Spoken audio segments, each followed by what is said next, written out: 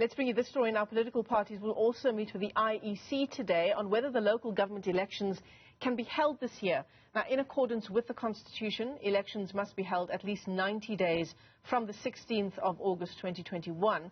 Constitutionally, elections must be held this year, but that may change if the IEC and Parliament make provisions through the amendments to the Electoral Act. Newzroom Afrika's Pelane Phakgadi is in studio with us this morning. Pelane, good morning. Thanks for coming into studio. It's such an important story, but the question obviously remains, as we also track a rising number in infections again, is how can we do this safely?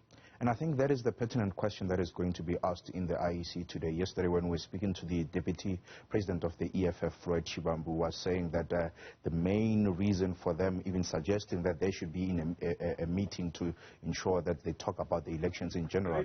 Firstly, the first thing is to talk about ensuring that if the elections are going to go ahead, how are they going to go ahead?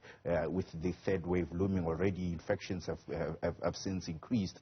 And if not, if they're going to be postponed, how are they going to be postponed, and what procedures must be followed to ensure that all the laws that are necessary will be exhausted, all the procedures, parliamentary procedures, and as well as the IEC in itself, within its act, what is it that it could do to ensure that they postpone either to next year or perhaps even to 2024, as the EFF has been suggesting, and of course supported by some political parties. But 2024, their reasoning to 2024 is that it will coincide with the general elections, and therefore it will mean that for 4 or 5 years at least, parliamentarians will be in parliament doing what they are meant to do, deal with legislation throughout the provinces, in councils, and as well as the National Assembly. And that will be very much important, as opposed to when after every 2 years then they stop going to parliament regularly to go and start canvassing. National Assembly members will always go out to the councils to assist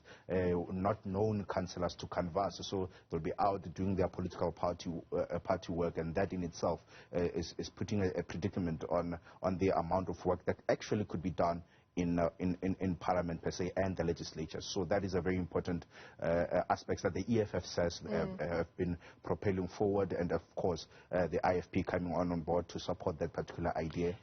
The IEC, you'll correct me if I'm wrong here, but we've spoken to the IEC on a number of occasions, and they've said many, many times that they do believe that we can go ahead with the elections and that they can be conducted safely under COVID-19. Definitely, and our understanding today is that part of that meeting is that there will be a presentation not only made by the IEC but as well as other important arms as to how can the elections be held in a safe manner, and take into consideration that the